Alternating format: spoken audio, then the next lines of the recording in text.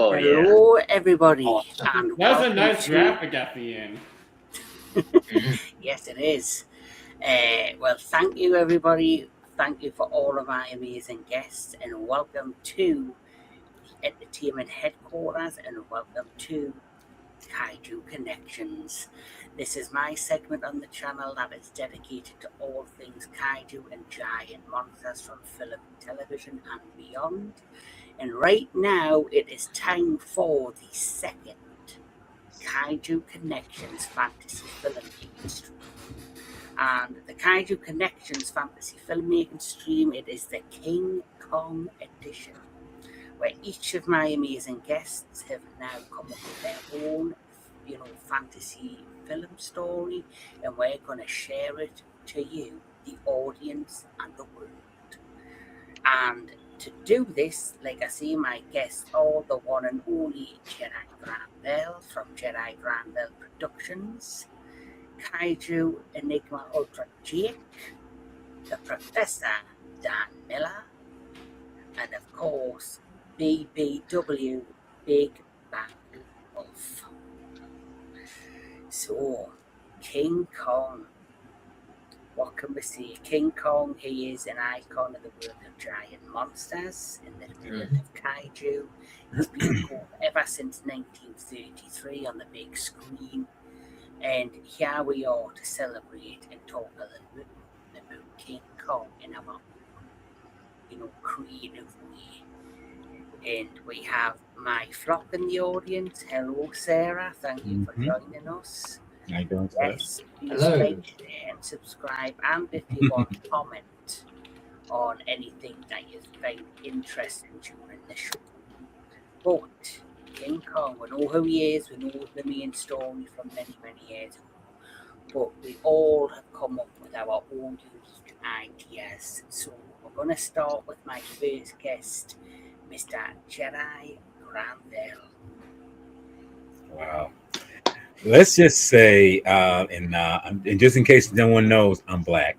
No. Who would have guessed? Yes, yeah. If you didn't know that, now you know. But anyway, I could be Italian, I could be Hispanic, but But anyway, You could have been ginger. they could be ginger. Never know. I mean, I've seen some ginger blacks before. So anyway, getting to on the You topic. could have been that. No, this I wasn't even going to be originally on this stream because I didn't have anything in the canon to warrant something that was worthy of what I had in mind, what I've shown to Kevin, or at least bits and pieces. But this is so weird, how things work. And I've always been a very active-minded person when it comes to imaginary things. And for some reason, this came to me not when I fell asleep during the time yesterday when we was together, but when I did go to sleep later on that night, and something came to me in a vision where I'm seeing Kong in the clouds. He's shaped in the cloud formation for some reason, and then it just kind of clicked. I said to myself, wait a minute. Recently, we've been talking about the human vapor, a lot. And go figure, put one and two together. It's like, what about a vapor Kong? What about the concept of that? Interesting. He's not a villain. It's like he's actually going to use this particular essence of him to fight other creatures. This is what's so weird about this. And just to kind of clarify a little bit of this, it's because his size in this particular universe, he's actually in the so-called monsterverse, alternate world, as the saying goes. All right. Okay. So this could potentially be like some sort of another version of the Monsterverse. True. It's a total multiversal version of him, and this is something that I just came up out of the whim, and it's like, you know what? Okay, we got the concept of him being that, but how did he become this? What he is? This is a human vapor form. Anyway, so this actually takes place how he become vapor. It takes place in the late 90s. Surprisingly, he escapes from Skull Island. I mean, when I say, let me kind of retract that. Because he didn't necessarily escape. He can leave at any whim. I mean, human beings, they can only do so much. So he leaves and he goes to South America. You know, and it's during the summertime. It's during the time down there. It is very kind of like here. It's kind of humid. It's kind of hot. It's kind of misty. But down there, they're trying, and this is what's so weird about this story because Kong is almost always a victim of circumstance. Certain things he gets caught up in, and he has to play the card. He has to play the card he's dealt with. So Yes. down here, it's not even Monarch. Just to let you know, this is not Monarch. This is some organization that's trying to create some kind of artificial wormhole of their own. And the natural ones they have that we see through Monarch, the show, and everything. This is something that they're Yes. trying to do in terms of vanishing, the titans that are existing in the world that we see around us. Okay, so Kong is what's up and new to this? Yes. Hello. We are some sexy MFs. That's right, sir. We The are. only dumb monkey is the one commenting on this stream. That's well, I thought I was the monkey, so I mean that's another story. Whoa. I do. That's not what I'm saying. That's not what I'm saying. Don't get me channel bored for that. Yes, yeah, that's. Trust me, I said it, so it won't. But anyway, okay. Let me back up. Anyway, back to what I was saying. Okay, back to what I was saying. Okay, they're creating basically a black hole of their own. Basically, that's basically what these things are, and anything that's done by man is never going to be. It's almost like they're playing God in a sense, but in this particular moment, them playing God does have some kind of effect, and Kong is down there, just blithely walking around. This is his environment and whatever, and we see that this big like building size circular particle accelerator, basically what it is. That's what I call it. And like I say, they're trying to create this kind of portal where it's like they can send other titans of this time to other places. Okay, see there, you see it right there. All right. Oh, okay. So they started up, but I mean, like I say, Kong is just standing there. That's one thing about the Titans, especially like Kong or even Godzilla. They can sense if something is, amiss, or anything like that. But he doesn't attack because he doesn't sense it as dangerous yet. But they activate this thing, thinking that it's going to be harmless. In terms of and they figure since Kong is there, it's like, well, they can try it on him. But what happens is they activate the damn thing. It starts spinning. Don't know what's going on with this. Don't worry, we like your wife. We like your ginger self. Don't worry about that. But as I say, I'll explain as you're going along. But like I say, he's standing next to it, and they kind of activate it. They figure well, he will be the first example or guinea pig, as we like to say. And it's just by chance he's standing there. So they tried out, and the Not letting us there. there you go. See, that's why we do it live. It's with uploading 20,000 pictures for John. It's cost. Yes, that's all it is. But getting back to that, it's Carry on. Go okay. They start up the thing, like I say, give you an idea. They start up the thing, and it starts circling, it starts glowing bluish, it starts doing all this. And in the midst of all this, somehow this thing is able to detect Titan size, inhabitants around it for some reason. You know, it's just I guess it's able to do that. So it zaps him. It has zaps Kong, and this particle being just pretty much shoots at him. And where he's at, if you notice, it's kind of humid. It's kind of mystified in the area. So it pretty much takes what elements that is of him and of the surroundings. Like I say, it's and just to give you an idea, it's circular and it's like I say, it's spinning around too. That's the other thing. So it hits him. Oh wow. So it hits him, but the next moment it pretty much vaporizes him in a way. It turns him into mist. And the thing about it is, you think that, okay, did they disintegrate him? Did they destroy him?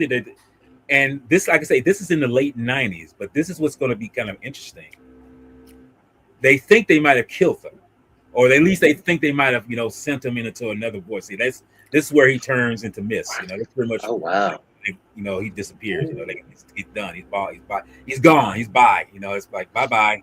See you later, big alligator. Anyway, so he's done for, and we do a time cut because he's been kind of like Mr. Manhattan. He reconstitutes, and it takes time for him to kind of reconstitute into his, primitive self of his size again. But he'll be in vapor form. And this is where we transport ourselves. This is what's so weird. I mean, I don't know why I thought of it, but he transports himself, he reforms himself in modern day London, England. Okay. Ooh.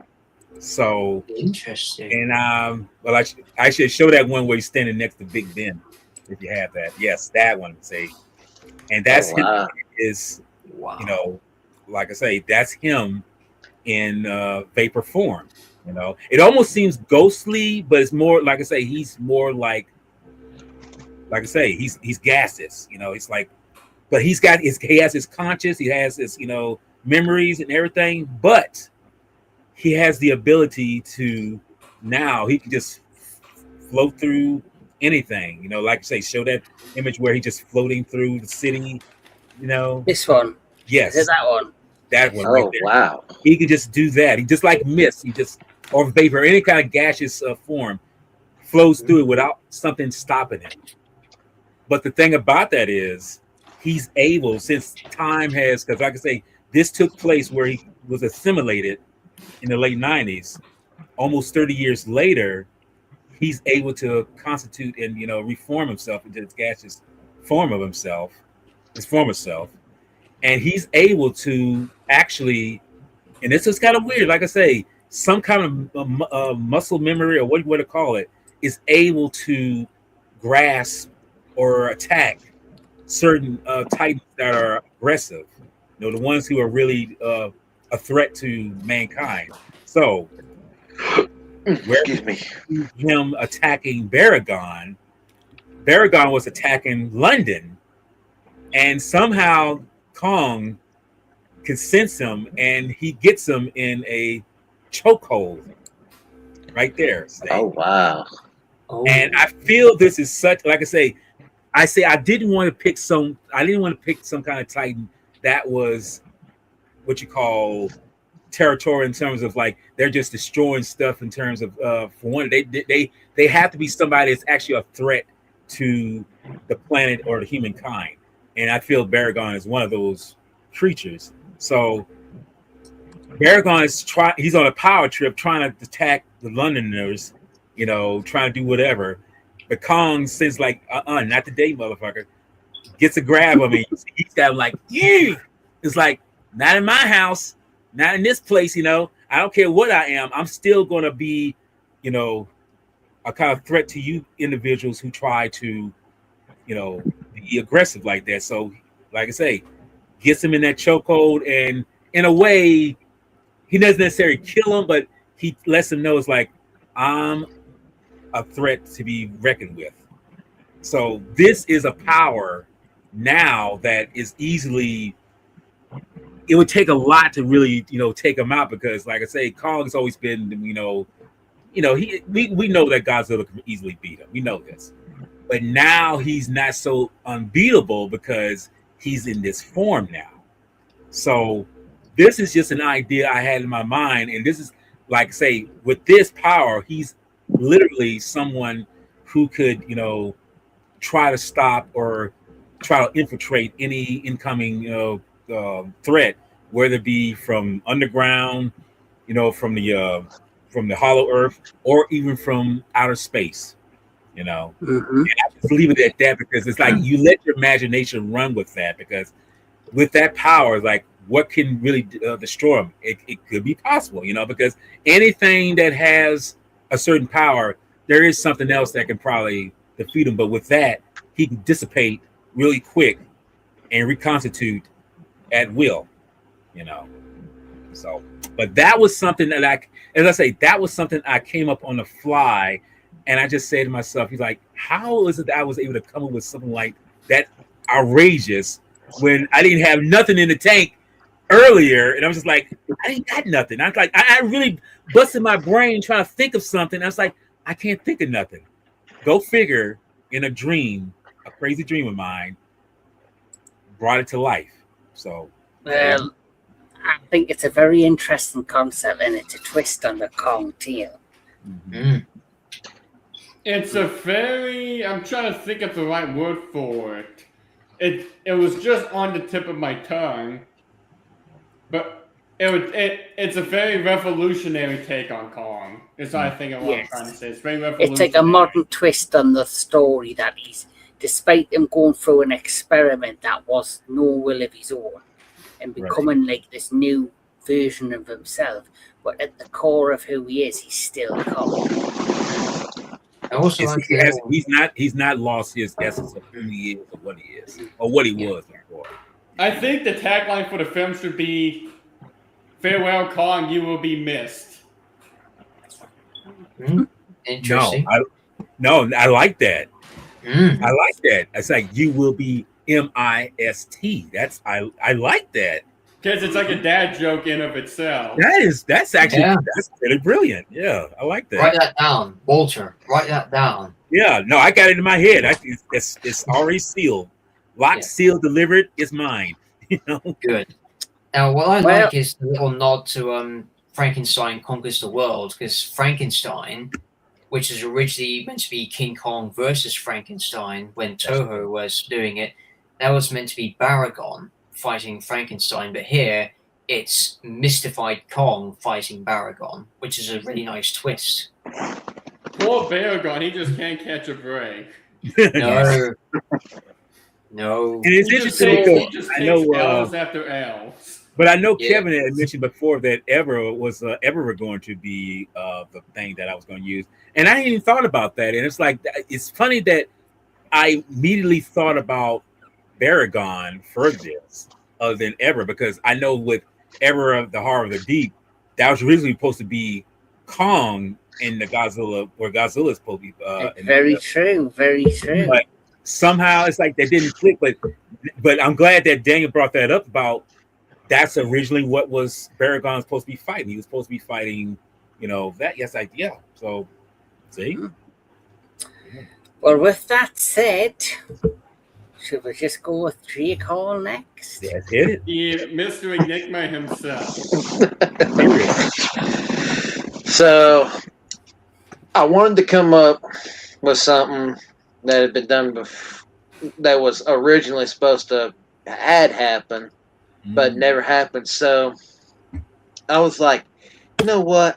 I want this is going to take place in the Monsterverse, this story, but this is going to take place between Kong Skull Island and King of the Monsters. So this is still going to be the juvenile Kong. But, believe it or not, my story is entitled, I put King Kong, but it's King Kong versus Zebra. Oh. So, and I actually drew this, and it took me 5 hours to do this. So, after the end of Skull Island, you know, Tom Hiddle's character and them, they're in the boardroom, and after they discover, there's more than one king and whatnot, they also had to devise a plan to go back to Skull Island. So this this operation from Monarch, believe it or not, was supposed to be the original title for the Eberhard of the Deep. Robin, Robin, I I know. Yeah, I can't even say myself. Robin Caruso, Kong versus Ebra. So this is Operation Robinson Crusoe. So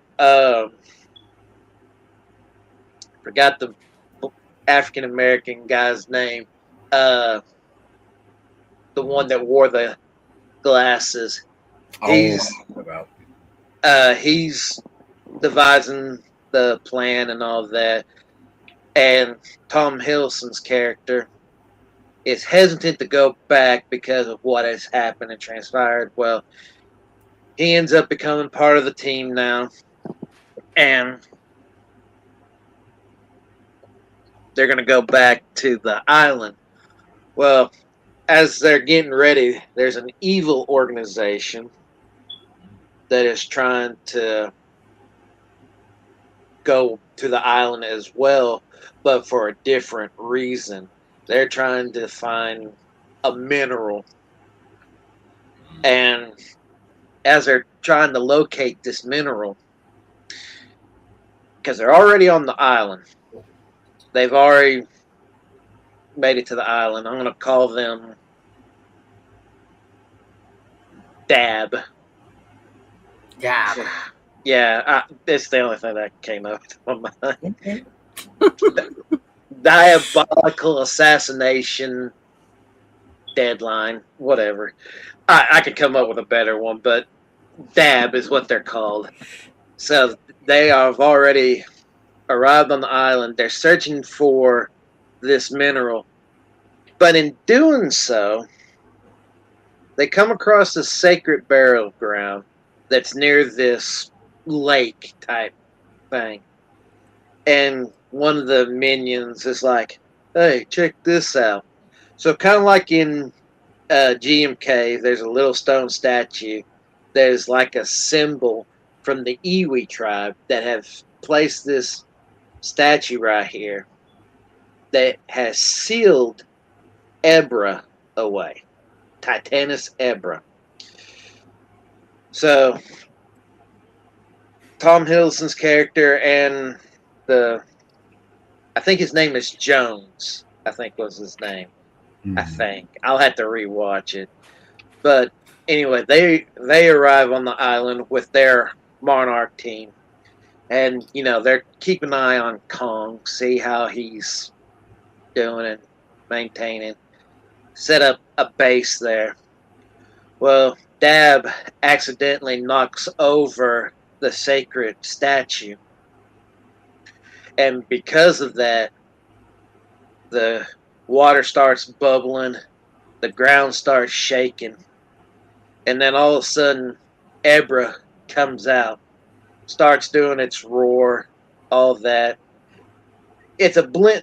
This Ebra is going to be a blend of both the Millennium and Showa, but this one is a little bit different. In this case, this Ebra actually has special abilities. So as Dab is trying to kill the creature, it takes its pincher, and when it does the little snap, kind of like how you mentioned Big Bad Wolf about that shrimp that does the claw under the water. Pistol shrimp. Yeah, the pistol shrimp. Instead of it doing like that shockwave, when he does it, it can does an electrical impulse and creates electricity and literally shocks every member of the Dab group, which ends up killing most of them except one who, oddly enough, was smart enough to hide behind the boulders like, oh, I gotta get the F out of here. I ain't getting paid for this shit. So Kong, as Tom Hiddleston's character and Jones are keeping an eye on Kong, Kong senses danger or senses a disturbance, like somebody is invading his territory. So he goes and investigates, and that's when he sees Ebra. And Kong does his mighty chest pounding. Mm-hmm. Ebra does his, and they start clashing left and right. Ebra uses his big pincher to basically bitch slap Kong, and Kong goes flying into a mountainside.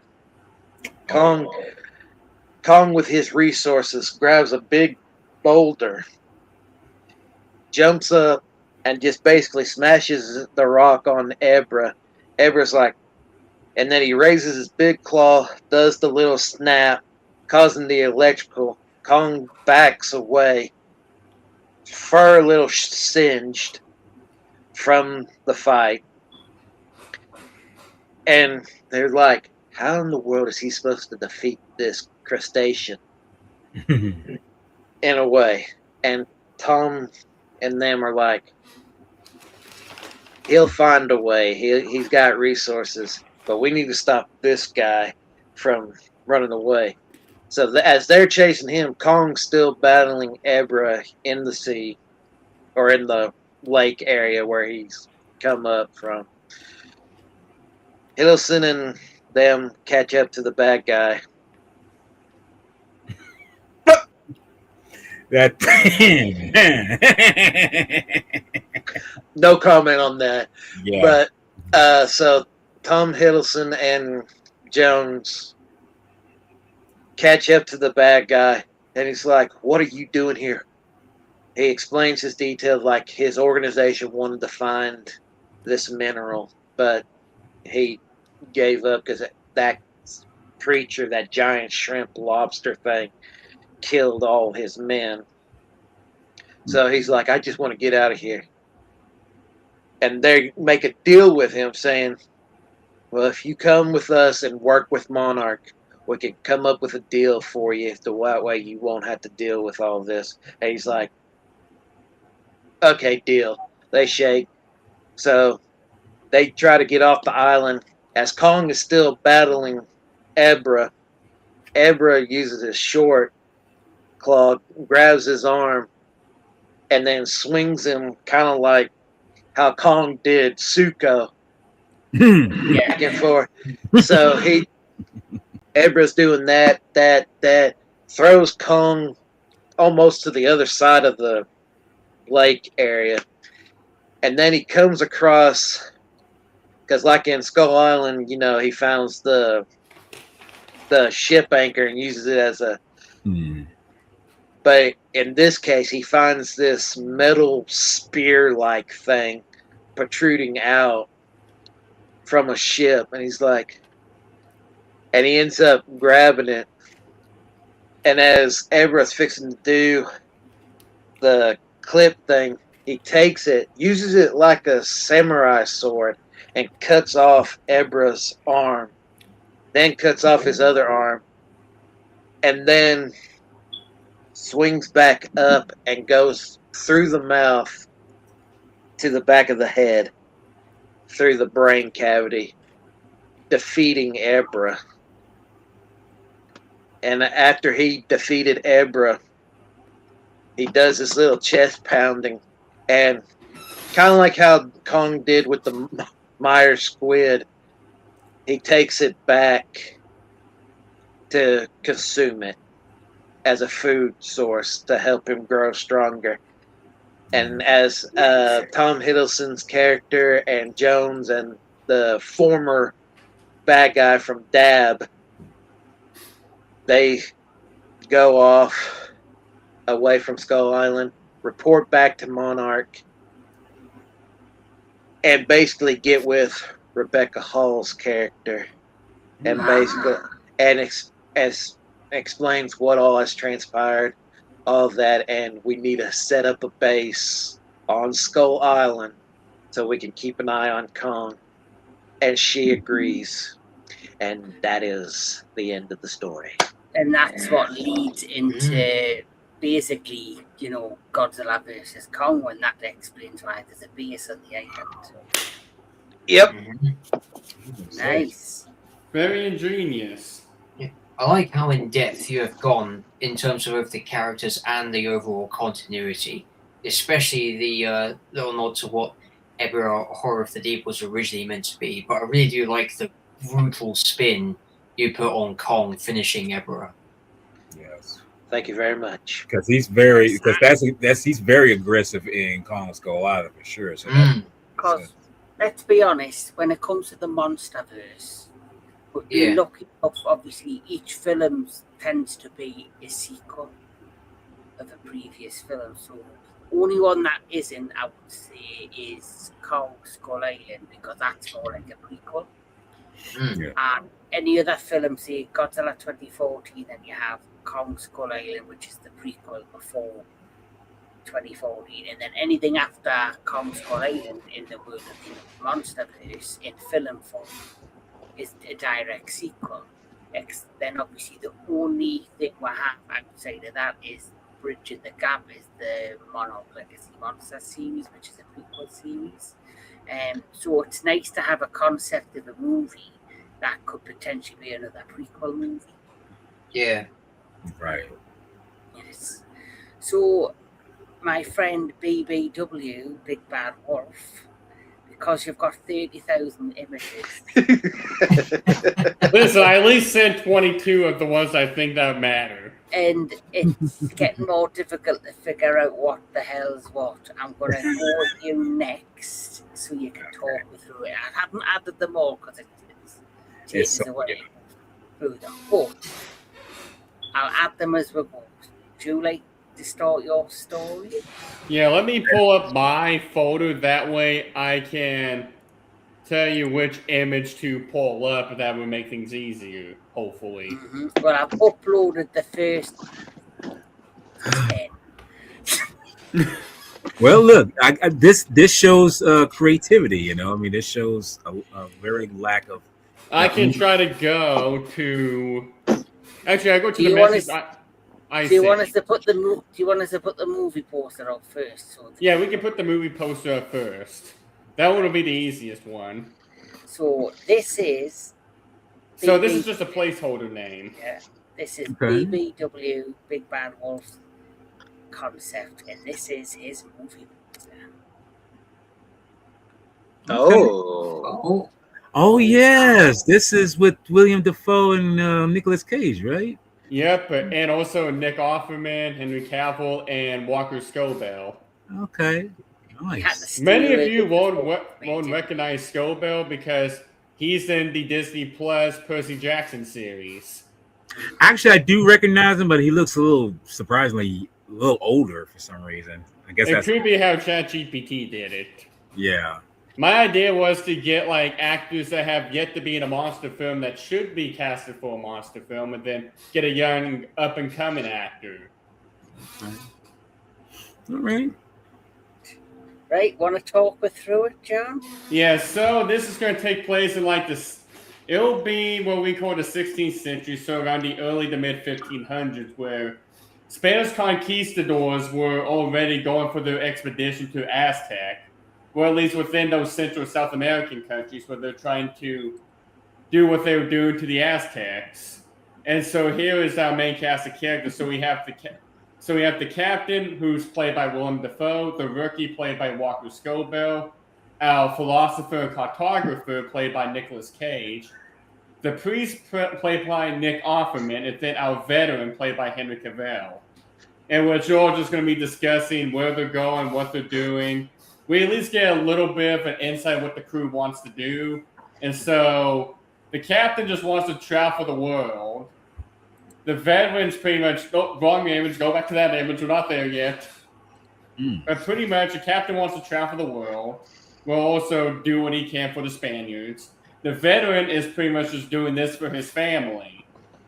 Pretty much he's only in it just to get the money needed for the family.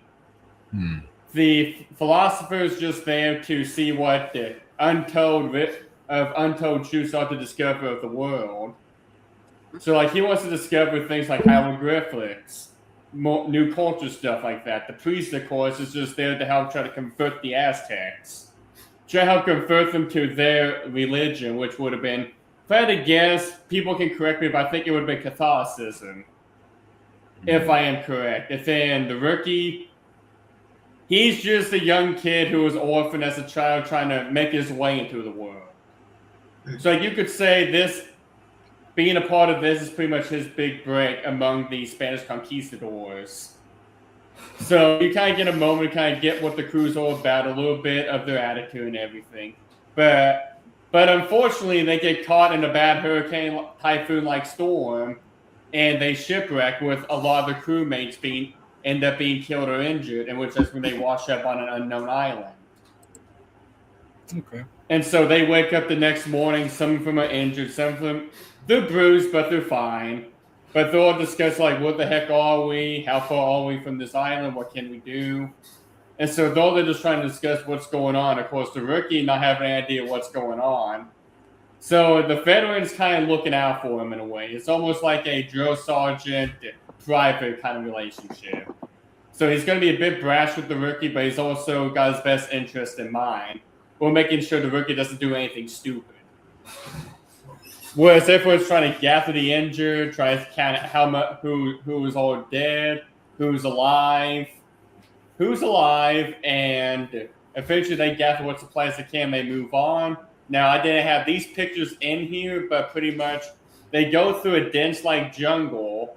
So first they go through this grassy clearing where you see the whole map of Skull Island.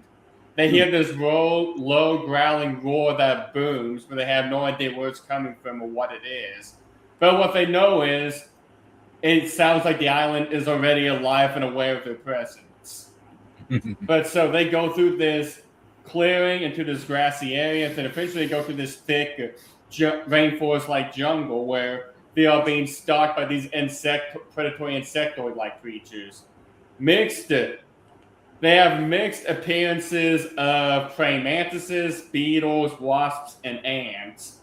And they eventually just all attack them at once, killing a couple of crewmates. They fight them off, but eventually they're like, hey, we need to get the heck out of here now.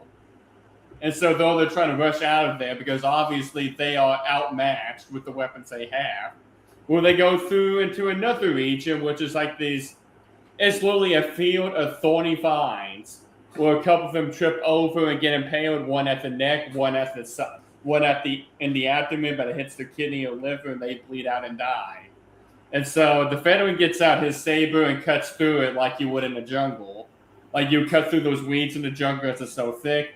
And they eventually find this village, in which when they go down, they find this wooden village. They go through, and they could tell it's these ancient tribes.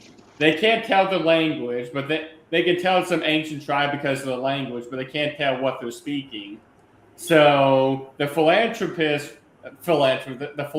tries to see if he can figure it out, but he says, this language is unlike anything I've heard or read. I cannot translate for you. We are on our own on this one. And of course, the priest is over there trying to see if he can convert them. They're not interested. They literally stab into the Bible that he's holding, pretty much saying, hey, we don't know what this is, but we're not interested. And they walk up. The captain notices something. He notices the chief, but he notices there's some kind of artifact the chief is trying to hide because everyone else looks scared. And the chief he looks nervous but uncomposed. He's just like, whatever you do, don't do what you're about to do. So the captain goes to try to grab this artifact to take a look at it. And the chief grabs his hand like, hey, do not touch that. Do not take it. But then after that, the captain strikes him, and then chaos and this entire massacre ensues. A bunch of shooting happens. Arrows, spears are just flying all over the place. Bullets are shooting. Blood is being splattered. And eventually afterwards, they go and gather what supplies are at that village. They're like, well, let's just get what we can now. Because, of course, unfortunately, conquistadors weren't exactly the best of people. If we know anything about a history, conquistadors weren't exactly the most friendly. Especially when we know what they did to the Aztecs. And so they come into the chief's shack, in which I think it should be this next image, Kevin. when they're inside the chief shack. I'm trying to upload what I can. Okay. They haven't downloaded in order. Oh no. Well, we'll just play it by ear. Okay, so play it by ear, but pretty much they kind of go into the chief shack where first they got the artifact in their hand. Well, the captain has it. They look at this tapestry that he kept, and it's like this entire map of Skull Island. So it shows different regions. So there's this Rocky Mountainous region. There's this. Then it shows this valley region. But it shows what these other pieces of this gemstone is found. Those would be cave paintings. That would be later on. Okay. But pretty much, they see like this gem they have now is the first piece of this gemstone that they have to put together. And so they're like, the captain goes, okay, gather what you can, let's get out. But before they do, they hear the same roar again, but except it's more thunderous, it's more furious, it's more angry and wrathful. And that's when the remaining villagers just drop to their knees. And nope, not that one. That's also later. Wow. But pretty much, liking this though. They're in fear because they know the villagers know the evil people know exactly who that is that's roaring. So they're all scared to death that they flee out that time. So they literally get out the dodge of their own village camp. Okay. And then the captain, the main characters, and then the rest of the crew press on into these rocky highlands, as they call it. They travel up. It's very treacherous. I try to base that one off of 2005 King Kong, where you know that area to like if they took one wrong step, they would fall to their death because those rocks would crumble under them. So pretty much, it's that same concept where you want to be careful where you're walking. One wrong step and you're going to go downhill. And so pretty much that exactly is what happened. A couple of crewmates literally fall to their death. They all scatter, but they manage to run up to safer ground. But unfortunately, the commotion attracts attention to some bird-like creatures. Very fiendish. Looks like vultures, pteranodons, and bats. A mixed combination of pteranodons, vultures, and bats. And they all go after them, killing a couple of more crewmates. Then, when that's happening, a giant ape-like hand comes out of nowhere and grabs another crewmate. Yep, that one. Okay. It grabs them out of nowhere, and so that spooks them because they're seeing something so gigantic that they've never seen before.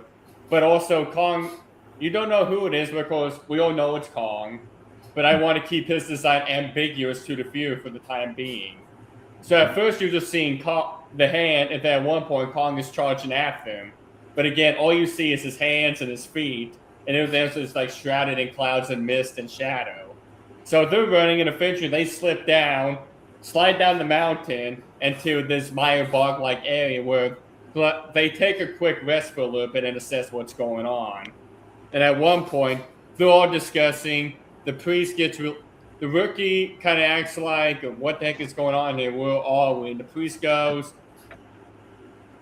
No, the veteran says something like, "This could be hell for us." And the priest is like, "For the amount of stuff that we have done, this would be hell."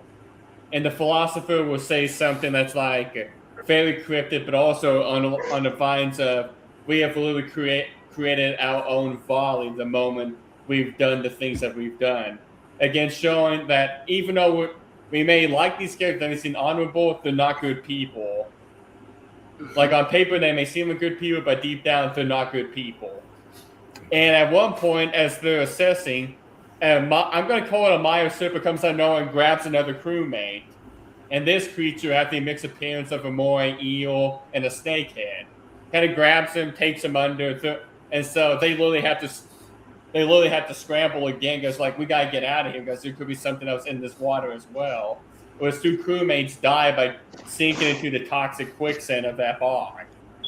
They eventually make it out into this clearing that looks like a mountainous region, like kind of like the forests of Canada, Alaska, even Yellowstone, where they finally go for a rest, where they're assessing again.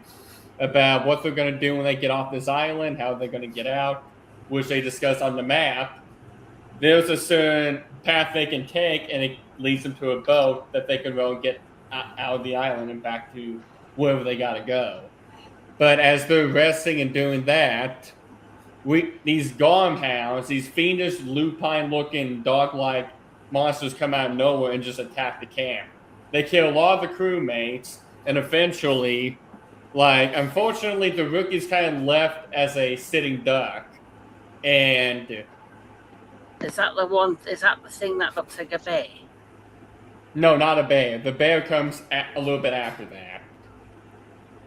But pretty much, the priest decides a shepherd must tend to the flock, and so he gets the rookie and pushes him out of there, and he sacrifices himself to buy the rookie time to escape, and that's when we see the end of the priest. So they escape, they go into this cave, where we come across those cave paintings, where it shows them everything. It shows them like Kong, some creatures, another map of Skull Island, even a little bit more of what this gemstone is, where they happen to find another gemstone, and they put them together, and it creates a very loud humming sound.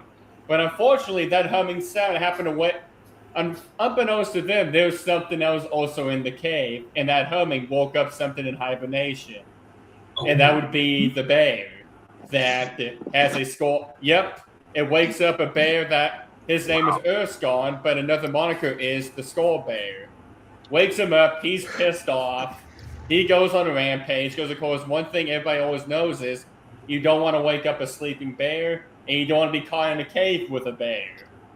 And so they're running, the bear kills 3 more men, tramples 2, grabs one in his mouth and bites him in half. They run out. As they do, Kong was shows up just waiting for them. And so is this when you first get to see Kong? No, it's still left ambiguous, but you see a little bit of his design. Because it's going to be like a silhouette in the dark. And so Kong and the bear kind of square up to each other. And so in the commotion, they escape. They're like, let's get out of here. These two are focused on each other. So we get the first fight scene between Kong and the bear, in which it starts when Kong jumps in, gives the bear a punch. The bear reacts with a bite to his shoulder, slams him to the ground a bit, then kind of uses his weight to kind of push him down. A couple of paw swipes, Kong kicks him off, grabs like a boulder, smashes the bear in the face. The bear slaps Kong in the face and then also slams him to the ground. This happens for a bit. Then finally, Kong and the bear tackle each other. They go down a hill, get covered in debris, cause a landslide, they get covered in debris, they burst out, the bear goes back to his cave. Kong continues his pursuit. On that time, we see the captain starting to go a little mad, because we see the desperation of survival, the lack of sleep, no eating or drinking, and now this, what could be an priceless artifact to bring back, is driving him more crazed. And the crew is trying to calm him down, especially the philosopher, the veteran and the rookie, because at one point he almost snaps at the rookie, but the veteran stops him. Wrong thing, that's later, but pretty much. Well, I don't know, John. I'm just putting things Oh no, out. I'm just letting everyone know it's not the right scene, but that comes later. But as they do that, dawn is starting. Is dusk nighttime or morning time? Night. Okay, thank you. So dawn is starting to hit. They see this valley that looks like an area that time forgot. It's like an area where it's full of dinosaurs. So like the last defining place where dinosaurs could be, but these dinosaurs look like hyper-evolved versions of dinosaurs we know today. And so at one point, they're walking down, they see this kind of stampede of herbivores just running by them. And they're wondering what the heck is going on. In the commotion, they actually get caught in a hunting party of these fiend raptor-like creatures that, unfortunately, it's a case of wrong place, wrong time. These raptors pounce out of nowhere and rip a few more crew members apart, with 2 of them being injured. And so they run by, and they happen to come across a hyper-evolved version of Triceratops and Ankylosaur fighting each other. And when that happens, we enter this deathless Carnotaurus monster that I'm going to call Diablo. So it's like this giant red dinosaur that looks like a Carnotaurus with a mace at the end of his tail. That would be him. He shows up. He comes in, uses his horns to flip the ankylosaur on its back while using the tail to whack the Triceratops in the head. He rips the ankylosaur open and bites the Ceratops in the neck. But before he begins to eat, he notices the crew members and focuses his attention on them. So he manages to go after the only injured ones left. And so he stomps one and gets the other in his mouth. The Venom decides he has to try to save them because, in a way, those are like his men. But before he does, we get like an emotional scene where him and the rookie, where he hands the rookie his flintlock pistol, pretty much saying, use this wisely, it's in your hands now. So this is where we see Henry Cavill get killed and eaten by this Carnotaurus monster. And then as that happens, the Carnotaurus runs after them, then that's when we see Kong come in. And we see more of Kong's design, but not fall through. We see one of his eyes, his forearms, and his legs. And they're just squaring off with each other, which that one, the Carnotaurus comes in, slashes Kong across the chest with his horns. Kong gives him a punch. The Carnotaurus bites him and holds him down. Kong drop kicks him off. Grabs a rock, he gets a rock, jabs him in his eye, and then he gets a huge tree and smacks him in the face with it. The Carnotaurus then again uses his arm, slaps him across the face, whacks him with his tail. Kong punches him again, and eventually, after he drop kicks him back, the Carnotaurus comes in for another gore. This is where we see Kong use his brain. He gets him in the headlock and uses the momentum against him to do a suplex. And they go down another rocky hill where they get covered in debris. They burst out of the ground. The Carnotaurus goes back to where he needs to be, and Kong continues his pursuit. Then that's when we see them going to the lava fields, our characters, and the captain, Willem Dafoe, gets the final piece of that gemstone. And we see him look even more madder than usual, like he's literally being driven insane, like Smeagol when he gets the ring. My precious. Right? So we see him, he's happy, they're getting ready to complete this puzzle and find out the secrets to this island. They find this ancient temple that looks a lot like what you would see in Indian forests or jungles. They walk up into the temple, they see a bunch of hieroglyphics, a bunch of stories, a bunch of more tapestries and arts and prophecies, and they see this door and a slot where you would put the completed artifact in. And so they complete it with all the pieces together that forms an ancient arrowhead. They place it in, and the door begins to slide down. As it's doing that, the temple is literally crumbling. It's shaking. And they're wondering what's going on. They're waiting for this reveal.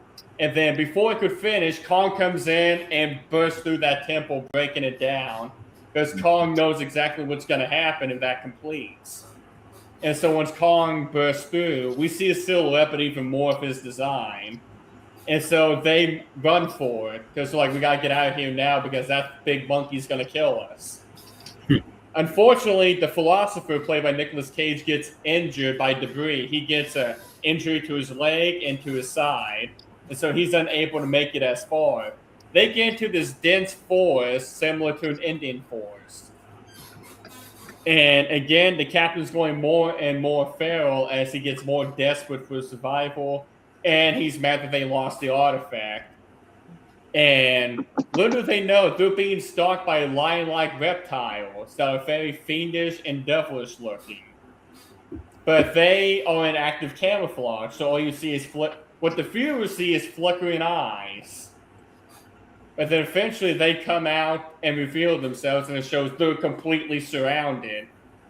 The captain has the rookie make a run for it as he seemingly goes to help the philosopher, but instead he gives him one look, but you can see the look in desperation. He wants to survive, and so the philosopher's dead weight. He drops the philosopher, but before he leaves him, the philosopher has that look on his face of disappointment and realization and acceptance, as he literally has that look that says, so this is what you've become. And as the captain leaves them, we see the philosopher pretty much get pounced and eaten alive by these fiendish lion-like reptiles. They get to a clearing when they're near the coast. The captain meets the rookie. We see this canoe that's on the map. They're getting close to home. But the rookie's looking at him like, what happened to the wondering what happened to the philosopher, and he tries to make him believe that he tried to save him, but you can tell in the rookie's face, he's like, bullcrap. He can tell he did not try to save him. And so they get into an altercation where the captain blames the rookie. He goes, I didn't kill him. Mercy killed him.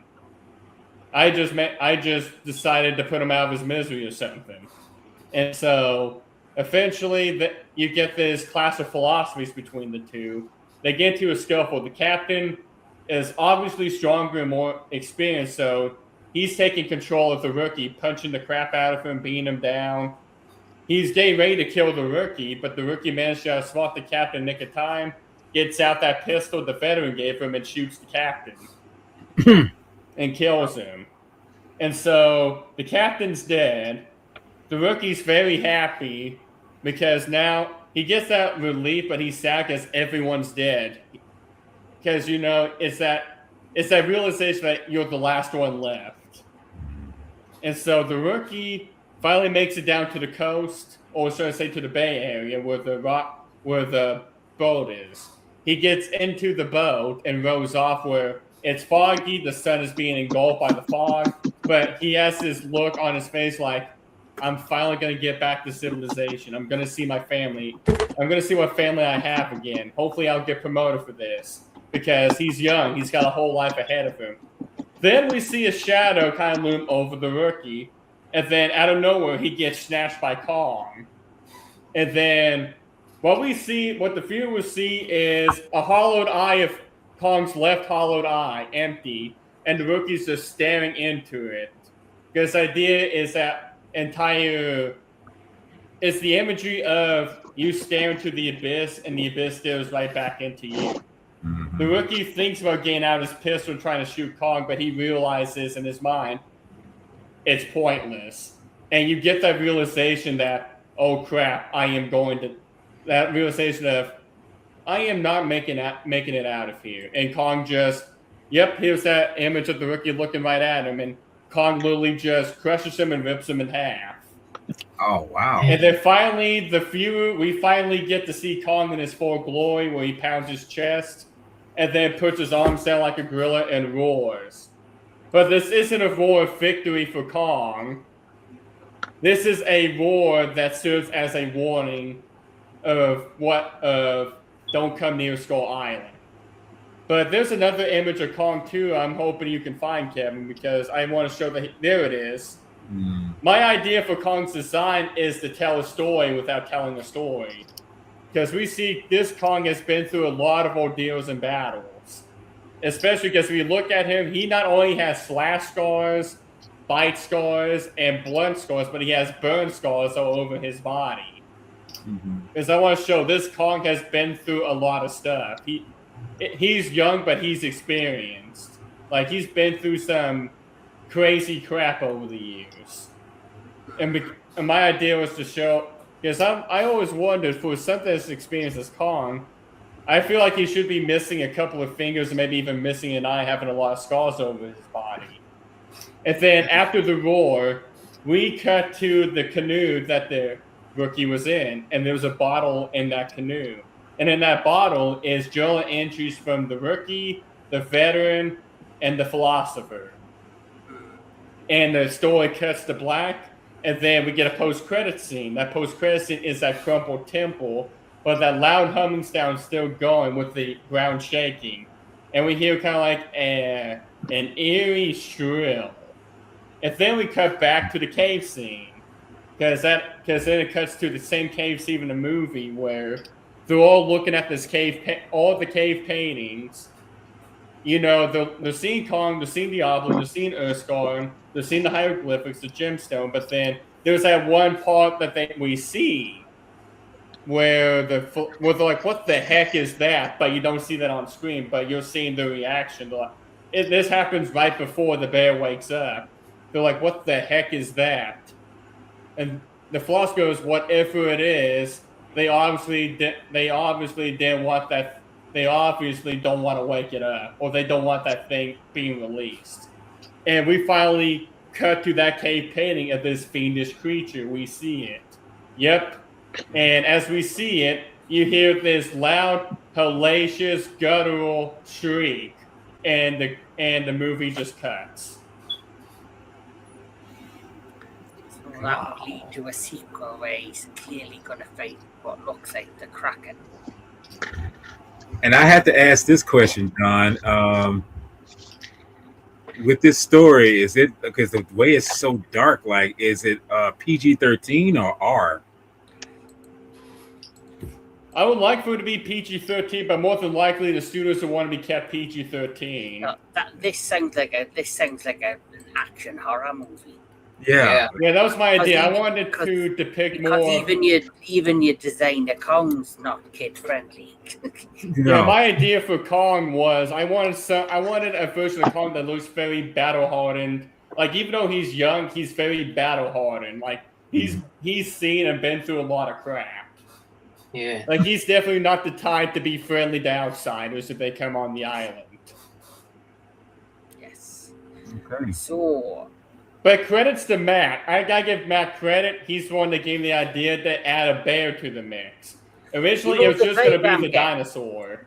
It's like it's given me a vibe. It's like a dark horror version of, like, say, Congo meets Indiana Jones meets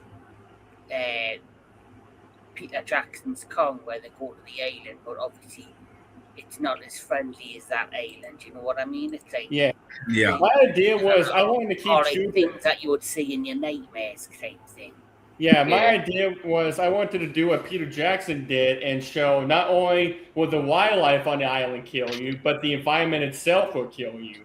That's why I always prefer his version of Skull Island more than Monsterverse, because Peter Jackson's Skull Island literally showed it's not the wildlife you have to worry about, it's your location on the island you have to worry about. Yeah. And that's what I want to depict more here. It's not just the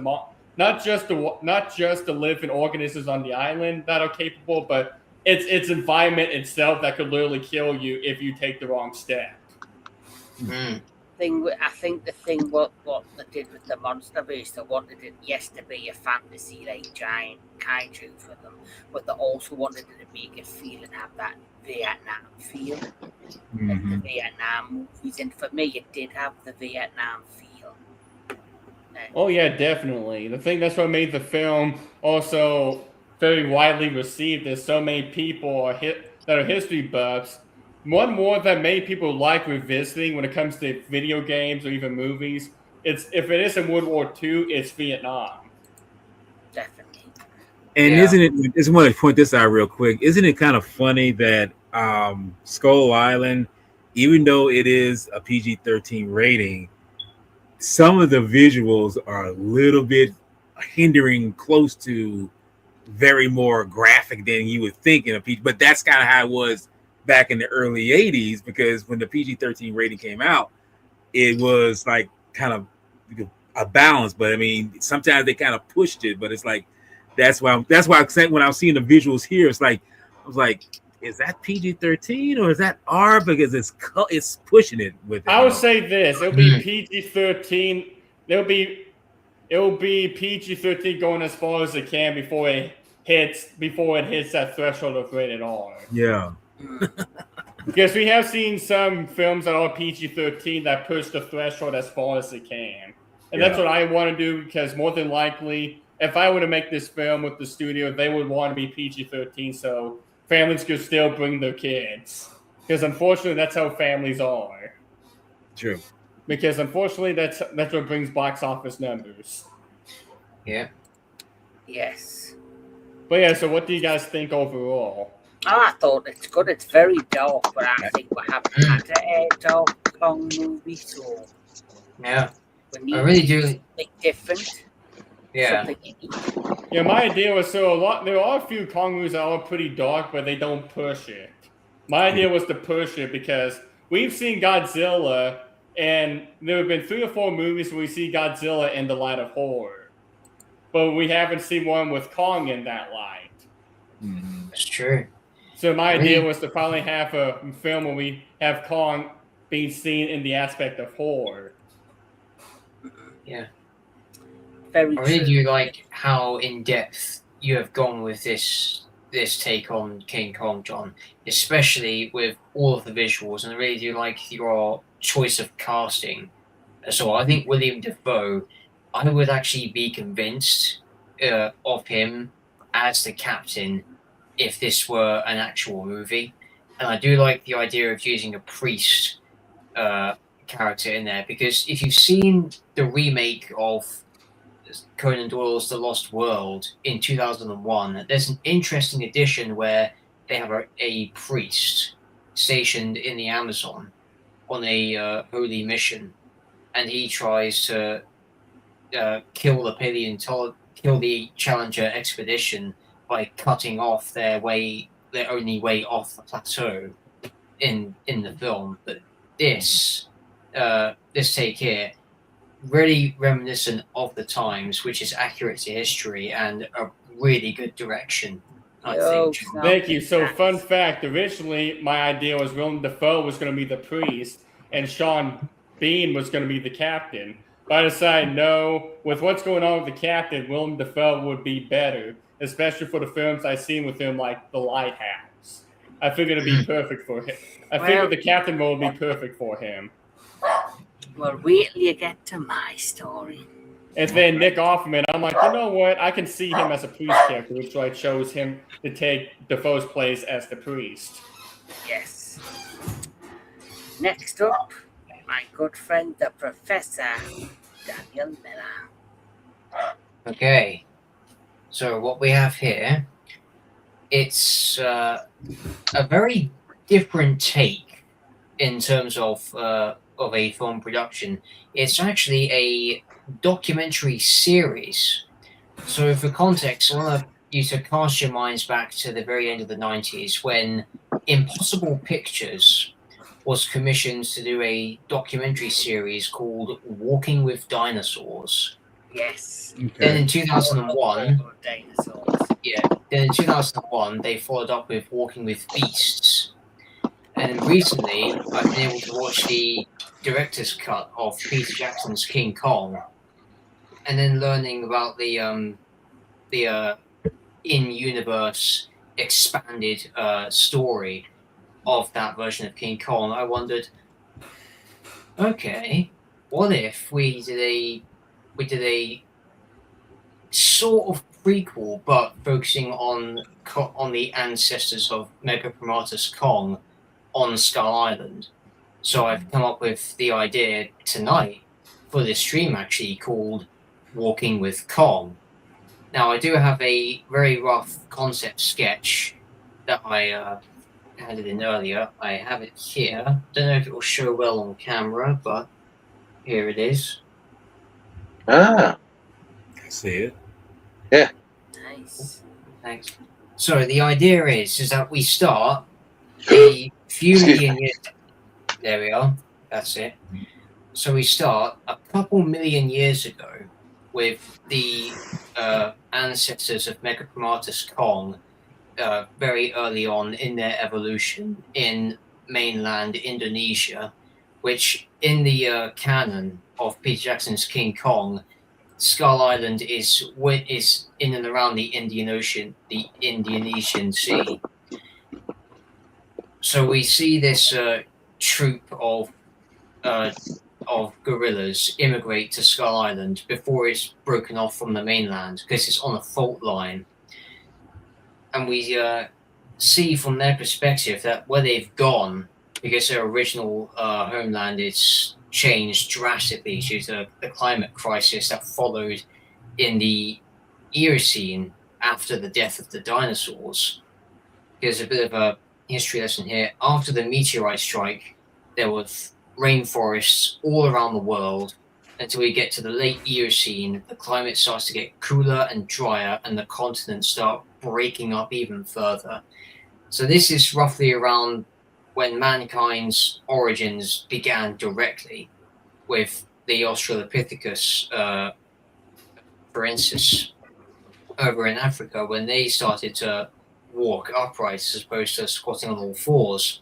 So these giant primates, they've gone onto what will eventually become Skull Island as we see it in Peter Jackson's film. But we see from their perspective that this environment is different. It's older, it's out of place. And then they come across the flora and fauna of Skull Island. They see the herd of brontosaurs just wandering through a cavern in the forest opening. Then one of the youngest actually gets set upon by a pack of venatosaurs, which are the big raptorids of Skull Island. We then see, as time passes, the island starts to break away from the mainland. Some of the Kongs are killed in the initial tremor, whether they get crushed by debris from a falling mountain or they fall into a crevasse, which would be in the very depths of the island, where those big insects and Konnections are lurking in that pit in the movie. So we then skip to 500,000 years later. These primates have shrugged off their beginnings, and they're starting to look more like the Megaprimatus Kong in that version of the film. So there's a bit of a montage of early humans on Skull Island living in the shadows of these primates, but they're developing at a much faster rate. Meanwhile, you have the Megaprimatus Kong's numbers not only dwindling, but some specimens actually growing stronger physically because of their forced adaptation to Skull Island's ecosystem. But we also see a bit of the war with the V-Rexes and the Kong species. And we actually see, and this is something that is alluded to, but it's never made explicitly clear, because the Kong species weren't indigenous to Skull Island, they immigrated before it broke off from mainland Indonesia. They were actually vulnerable to tiny parasites and diseases that the dinosaurs have long since adapted to and evolved a resilience against. So some of the Megaprimatus Kongs fell victim to these diseases and ultimately perished. If it wasn't the diseases, it was the V-Rexes that were killing off the Kong troops. Another 1,000,000 years later, now we're in the thousands. This is during the Ice Age. The rest of the world is freezing over, yet Skull Island, it's still warm, it's still tropical, and there is a huge number of life, living organisms on this island as it's broken away from the mainland. We then see, as the Kongs, what's left of them, have established this their own home near the island's interior, we then see the humans making their own settlements in the mountain areas near the highest peaks of the island, where if you look at the film carefully, you'd see that throughout the island, beyond the wall, there are fragments of a civilization, stone ruins, scattered throughout the island, especially near the peaks where Kong makes his home. So looking at that history, we can see, okay, there are primates on the island, but there's also this civilization that's established itself in the heart of the island. Now we skip to at least post-Ice Age, say 15,000 years BC. The tectonic instability on Skull Island takes its toll as the wall surrounding this necropolis in the center starts to break as the rest of the island falls into the sea. The wall gives way, the dinosaurs, the monsters, the things that would kill the humans gets into the inner sanctum of the city, because we focus, just as this happens, we focus on the imbalance of the predator to prey ratio. There are more carnivores than there are herbivores on the island, so already there's this ecosystem that's literally on the verge of collapse. And that's when we actually look at the flora and fauna, because if you look at the dinosaurs, particularly the carnivores, most notably the V-Rexes, most of them have a lot of defects, like teeth are all crooked, some of them are misaligned. And if you look at the raptors as well, it's the same thing going on. And after doing some research, this is the result of a genetic bottleneck on the island. So it's not just the carnivores, it's all of the other animals that have, for a choice, that have quite simply become incestuous just to survive for continuing their species. So while this is going on, the earthquake continues to erode the island is sinking, the walls have collapsed, the dinosaurs now have gone into the city, and all but a small handful of humans have been wiped out. Now we see the Kongs. There's at least 8 or 10 of them left at this point, and they've been struck with disease, they're struck with loss of food, even though they are omnivorous, but they do require a lot of carrion. But they've been hunted relentlessly by the V-Rexes to the point where they can't keep them in line anymore. So they were a natural buffer for keeping the life cycle, at least the big carnivores and the big animals, in check until the earthquakes got worse. So now we skip forward to specifically 1915. This was when Kong actually becomes the last of his kind, when the last of his troop has perished right in front of his eyes. He is alone, and we see him just in pure grief, rage, and loneliness just decimate a pack of 5 V-Rexes that were trying to feed on him, but also the corpse of his sibling who just perished. So he, although he gets messed up in the fight, like he's scarred, he has bits of flesh bitten out of him, he actually manages to hold them off, fights them off. And that's when one of the tribes people that's just foraging for food realizes this. And it's from there, the last surviving humans in whatever bit of the island they have left behind what remains of the old wall, they then start to revere Kong as this god, and they practice sacrificial rituals to appease this god. Now, the final chapter, it's 1933. We see Kong and Anne's interaction. This is when the crew of the SS Venture lands on Skull Island with Carl Denham and co. We don't focus so much on the human action, but rather on Kong's interaction with Anne. And the finale of this is that we see Kong and Anne sitting at the very peak of the island, looking off into the sunset. But then we pull back to the mouth of the cave entrance where we see one of the Kong skulls. Then we fade to black. Then there's this archival photograph from 1935, because at this point they've been at sea for at least 2 years. So it's 1935. Kong is dead in the streets of New York after the fighting the airplanes at the top of the Empire State Building. And then we have a closing narration with Megapromatus' Kong's extinction resulted in the combination of nature's wrath and the weaponry of modern man. If Skull Island's existence can tell us anything, it is this: no species lasts forever.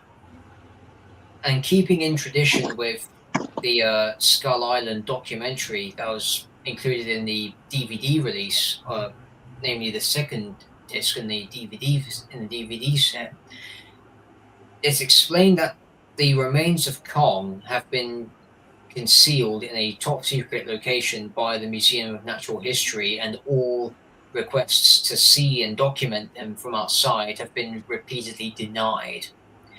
And on top of that, you have fragments, whether it be photographs, bits of film reel, and even handwritten expedition notes of expeditions post 1935 up until 1942 of other expeditions going to Skull Island before it eventually vanished due to the geological instability when a 9.2 earthquake proved to be the last straw, and the entire island just crashed into the ocean.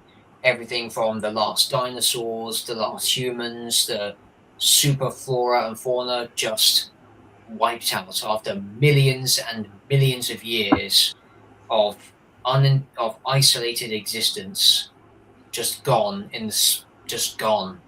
Not even halfway through a century. Mm.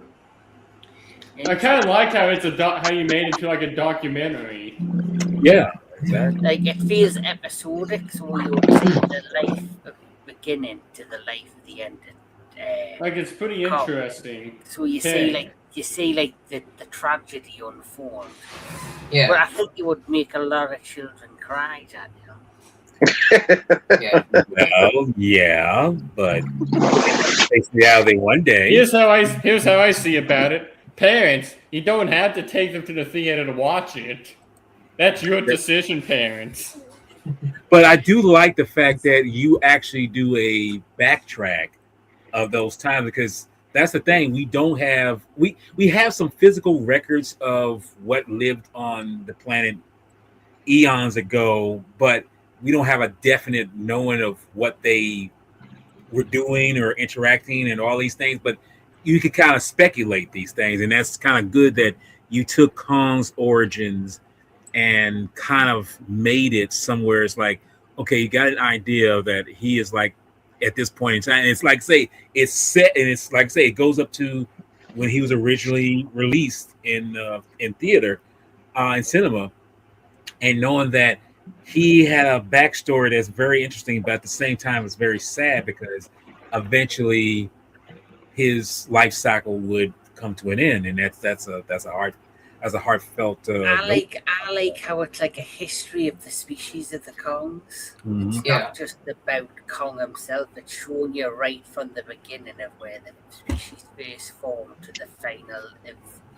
the extinction of the entire species, which is sad. Yeah. One way, but it's nice. It's a way to like say that it's nature as well, and it's showing you the life cycle of this species. That's right. I was trying to follow the episodic structure of Walking with Dinosaurs and Walking with Beasts, but I was focusing more of a story-driven narrative through a documentary lens. So we begin with the Kong's ancestors, and then with each episode we follow them, also exploring the grander canvas of Skull Island, we're also keeping an emotional core in there because Kong, unlike Godzilla or any other movie monster, he's a very sympathetic one because he's simian, he's a humanoid, he's relatable because he's expressive, he conveys emotion. So I'm thinking that Well, he's the most relatable to humans, isn't he? So yeah, he's a primate, and in all essence, he's a primate. and his relationship with Anne Darrow as well further solidifies that. So by having that as the finale of the series, actually plays into that in a greater extent. Okay. That's that. Look, I got no words. I mean, yeah, exactly. Kudos. I like that. It's well And put I would together. look. If I'm gonna be honest with you, Daniel, that if was to come into play in terms of visual, you know, simplicity, I would love you to narrate it. Oh, Because definitely. Oh, that's hell yeah. brilliant. I would love to. I would love to. Be the next Morgan Freeman. There you go. See. Or David Attenborough. But here, the Mega Promoter's Kong is under constant threat from the true king of Skull Island, the Statosaurus Rex. Oh, definitely. Well, with that said, you've done a fantastic job, Daniel, and I generally think that it would be better, even though this is the fantasy filmmaking series. I think that would be better as, like, say, an 8-part fictional documentary series for television. Yeah. So now it's, I guess, my turn. It's your turn.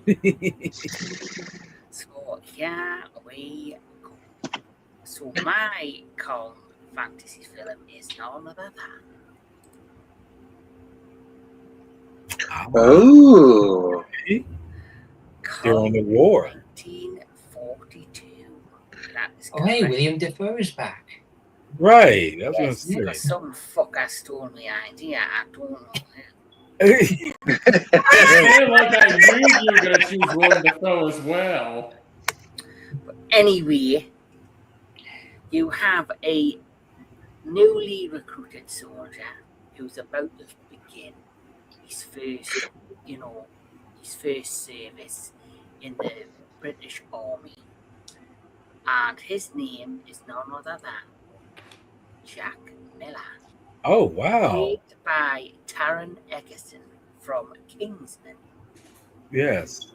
So he is from Kingsman, and he is signed on to the British Army. And of course, we're in the middle of World War II. And then we have, as the Prime Minister, we have Anthony Hopkins as Winston Churchill. Okay.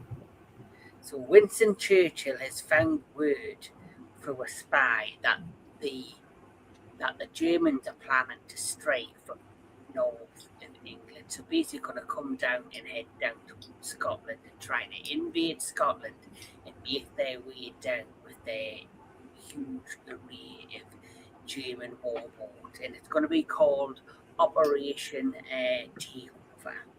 But obviously it's pronounced in German. So he's found wind of this, but at the same time he's also discovered that there is a small German boat that is heading off to another part of the UK near Stormway, which is at the top of the country near Scotland. And there's a barrier, there's like this constant storm barrier just off the coast of Scotland, right at the top.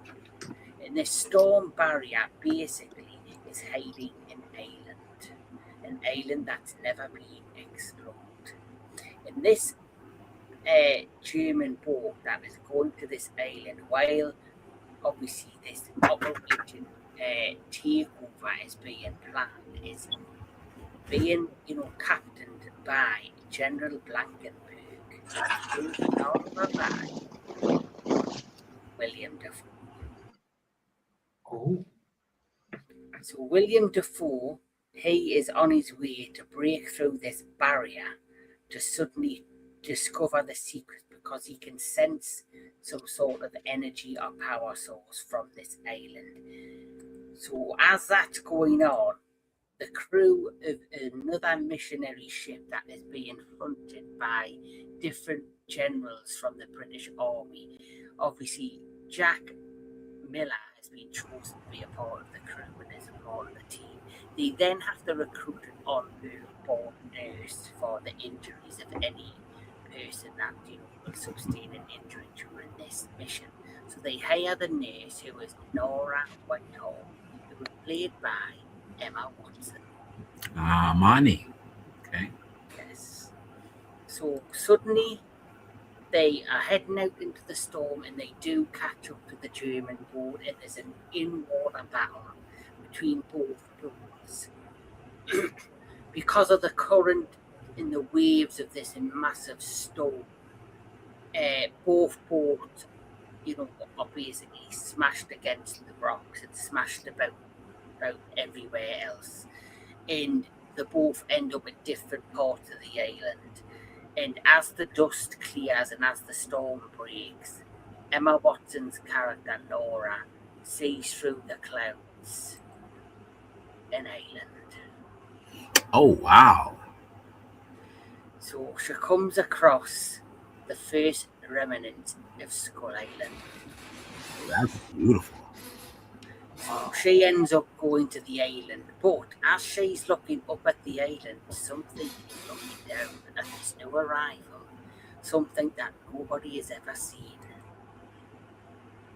Huh. So suddenly, there is an image of Kong who you can only see his silhouette who is looking down at this boat. And he's looking down at this boat and he kind of jumps off the cliff and disappears in the screenshot. The next image you see from this moment is the German soldiers have now started unpacking this equipment, and there is a German scientist who has now joined the general on the shore, and they're looking for this power source. And the power source, the Duke found it in a cave, and it's like a radiated crystal. And this radiated crystal they take and they decide they're going to amplify it and use it to help them with an experiment. And so what this experiment is comes later on in the film. In the meantime, you've then got the British soldiers on the other side of the island that begin to explore. But as they're exploring the island, they come across something that they did not expect. Super fauna. They come across giant animals. So just like in the Monsterverse, they come across this deer that is gigantic with these beautiful moss growing from its head. They come across a giant crab, but they manage to avoid it. And then the worst thing possible is suddenly there are members of the team that suddenly start to disappear. It's like something's pulling them away, something's dragging them away, and no one knows what it is. And next thing you know, something comes into view, and it is a giant kimono dragon. And the kimono dragon decides to attack the team, but because it attacked the team and Emma Watson's character, Nora, is separated, she runs away, and when she runs away, the largest of the pack of giant dragons goes chasing after her. And she's trapped. And when she's trapped, she starts to scream, and then suddenly you can hear a rumble coming through the forest, through the trees. You can see her snaps and trees falling. And the next thing you know, a giant shadow is hovering over her. As the shadow's hovering over her, the kimono dragon gives out a large roar. And when this large roar happens, this thing jumps out in front of her and begins to protect her. And the thing that's decided to protect her is no other than Kong himself. Oh, wow. Okay. So Kong. You actually animated it. Okay. So Kong comes out of the forest and he saves her from being totally devoured from the kimono. She is completely in shock at the size of this giant creature, because obviously she won't even know what a monkey is. She's probably heard of monkeys or apes or gorillas, but she's never set her sights on one. So now she has this larger than life creature standing in front of her that she never thought in a million years she would see. Okay, now I get understand this visual now. I get it now. So now this is happened. She's in complete awe, but then something else begins to happen. Because then Jack Miller comes across her with this ape standing in front of her. But by this time, the boat is unloaded a British Army tank. And all they see, they've been attacked by these manic creatures. So Jack Miller just decides to order the tank to go after Kong, which was a big mistake, because now Kong is in complete and utter rage. He has no choice but to lose his temper and defend himself, which he does. He's like, here it come. He literally takes out the tank in one go. But as the army men are about to shoot on him, Nora screams for them to stop, and he suddenly stops and calms down. Jack Miller then realizes for some reason Kong and Miller have a connection. Sorry, Kong and Nora have got a connection. So as this is happening on the other side of the island, there is a device being built by the German scientist, which William Defoe, using this rock with this kind of radiation has. And it's an old experiment that they tried before that failed miserably. But now they've decided to try and get the experiment to work again. So this is the device that they created. So Okay. the old hypnosis device.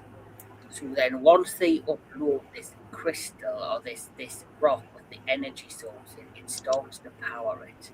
And as you can see, they use it on one of the giant Komodo dragons. I don't know why, but it looked like something out of the first Hellboy for some reason. I don't know Yes. why? I was thinking of Austin Powers because of the machine, the time machine. Okay, I can see that too. Yeah, yeah. So there it is lit up, and then they use it, and then their camp was also being attacked. Suddenly was surrounding them with these giant Komodo dragons. But to save themselves, they then switched the machine on in one of the head of the Komodo dragons, which was the largest of the pack. Approached this device because the curious animal that looked blank into the device, and the device hypnotizes it. So then the scientist, and now William Defoe's character, Blankenstock, are now in control of an army of Komodo dragons. With that said, what he does is he then radios through and has managed to get through to the Germans on the other side of the barrier of this island. So what he tells them in German, which we don't understand, he only says one word in English. Let's distraction. Let's distraction, he says.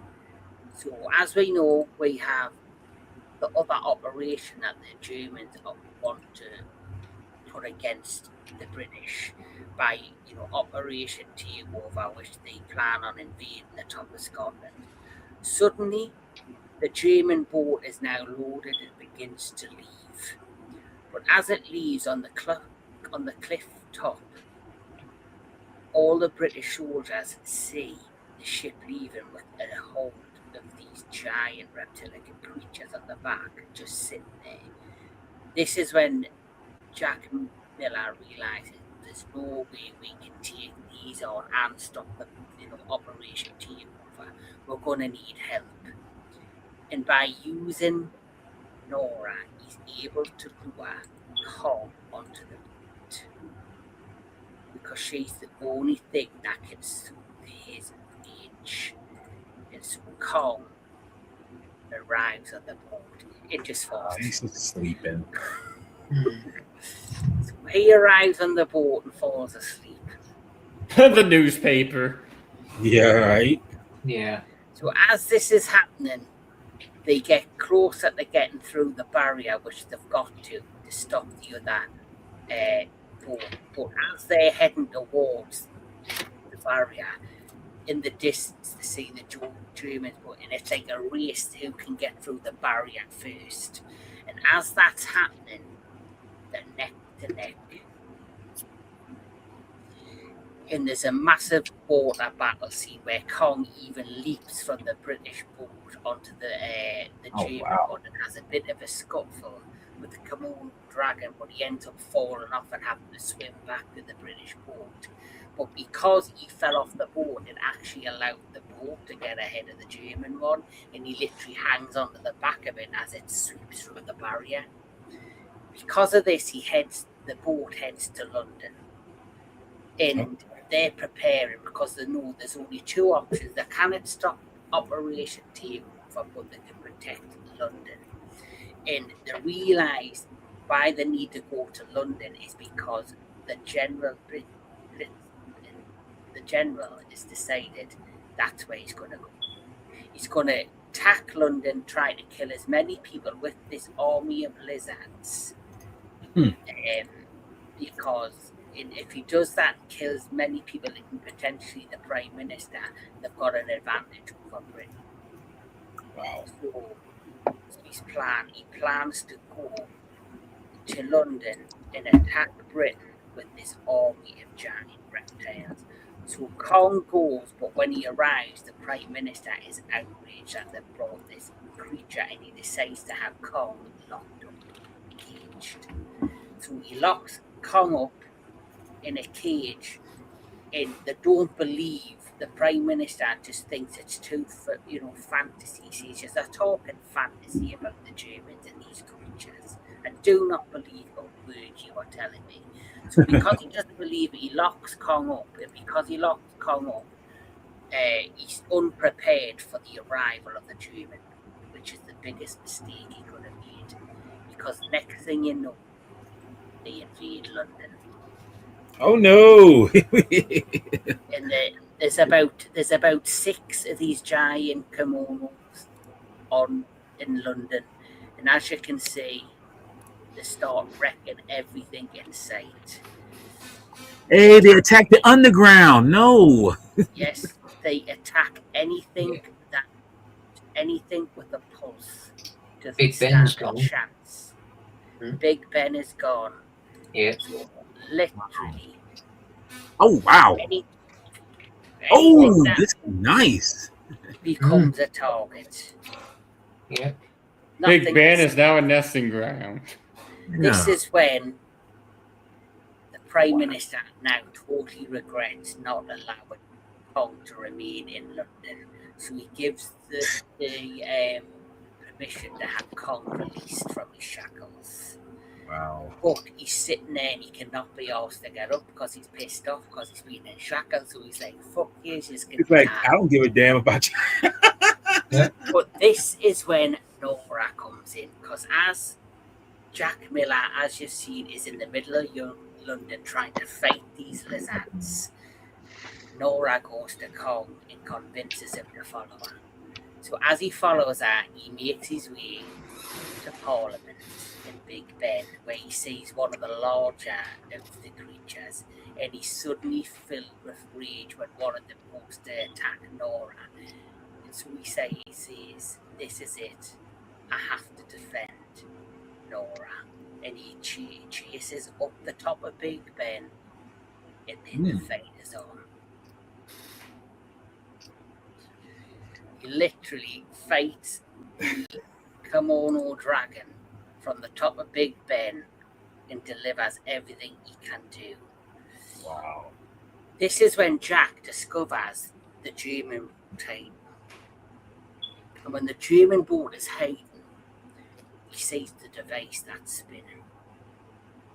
So him and the remainder of the army soldiers decide to go and do an operation to get on board this boat, to then destroy the boat or destroy the device. And if they switch the device off, it'll turn, the creatures might change, or they might at least be that confused that it'll give Kong enough time to take them on.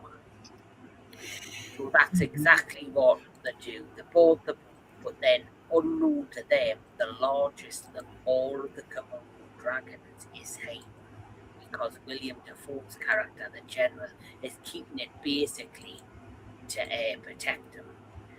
And so what they end up doing is Winston Churchill arrives in his car and he gets inside of a jeep and he decides to drive the jeep towards the giant Komodo, and it sees him, and it's so irate because I just think it doesn't like the colour red, to be fair. It doesn't like the colour red, and it starts chasing Winston Churchill around London in the jeep. Oh wow. So as that's happening, it distracts William Dafoe's character, and Jack Miller is able to destroy the machine, and he throws this toxic rock deep into the British waters. As this happens, Winston Churchill crashes his jeep and manages to hide behind in a warehouse, unknown to the general played by William Dafoe doesn't see that now the Komodo dragons no longer under his control. Because of this, he starts shouting at the dragon to do his bidding, and it's not doing a damn thing. So then it starts he realizes it's no longer under his control. He's then chased and eaten by the leader of the Komodo dragons. Yummy. It's like, you're mine. The time this has happened, Kong has defeated the other 5 of the Komodo dragons. And this is when the final battle happened, because the largest of the Komodo dragons finally turns up to London and begins to fight Kong. And Kong, it's a tough battle. It's touching, who's going to survive, who's going to die. Right. But Kong, he gets bitten about 3 or 4 times, but he's managed to keep fighting. He keeps fighting, to protect London, to protect Nora, till eventually he gets the upper hand, and he uses like a giant, the missile that you would put inside a tank. He manages to hide one of them at the Komodo dragon, and it accidentally bites it, and it explodes in its mouth. And when that happens, it distracts the Komodo dragon enough for Kong to pick it up by the tail and just swing it around. And what he ends up doing is he ends up throwing it and hurling it into a nearby burnt out building. But what happened with the Komodo dragon is it gets hurled against the building, it gets impaled. So it's now impaled on the side of the building, while the building is set alight, it starts to burn to death. I don't know why, but the way that the last shot, I mean, where Big Ben, I'm surprised you didn't have him impale the iguana on the Big Ben's top there. That would have been a visual there. Well, Yeah. that's not how the story goes. Right. So Big Ben is a national monument, so it's intact. There's no fucking giant lizard destroying the fucker. So basically, that happens. London is saved, the general is dead, and because there was no distractions to the British fleet to turn around to come back to London, they were managed to intercept the German fleet and stop Operation Team from happening. But as you know, the war continued for a few more years. In the meantime, Nora's reunited with Kong, and everything seems well until Kong begins to show signs at his weakening. And then suddenly when Nora, because she's a nurse, she looks at his injuries and she sees his blood and she sees the poison in his veins. She knows he's dying. He slowly lies in the middle of Piccadilly Circus with a crowd of people around him as he takes his last breath. And the Prime Minister arrives and is personally herself the Union Jack flag for Kong and declares he's a hero and a member of Britain. I gotta say something. I know I'm being funny, but I can't help but notice that sign in the back saying Guinness is good for you. I mean, I'm like, that sticks out in my mind. I'm sorry, but I mean, this moment right here is kind of melancholy. It's just kind of sad. It's like he died defending human beings who treated him badly, but it's. But as he walks away, Winston Churchill and Nora and Jack embrace. He has a soldier, Winston Churchill, he goes, I can't believe the goddamn lizard took down this magnificent animal. And that's when Winston Churchill turns around and he goes, it wasn't the animals that took down Kong, it was beauty that killed the beast. Okay. Oh, I thought you were going to make a twist to say it was the Nazis. No, and that is where the film ends with a shot of the whole crowd around Kong and Nora and Jack walking away and Winston Churchill heading back to number 10. Wow. So that is my Kong movie. It's interesting that now I can understand why you set yours in England, but I'm surprised for myself. I don't know why I set my storyline with Kong. It started in South America, but it ended in London, and I'm like, why did I do that? I mean, I don't know. That was just weird. I guess he was just doing something different. Maybe that's what it was. Something different. Well, it was very marvelously done, especially with the ending having more of an emotional weight to it. Yeah. Almost very Yeah. similar to the ending to Peter Jackson's. Yes. Mm. So what's your overall feels of this being going from America and Skull Island to now having a British feel to it, a British flavor?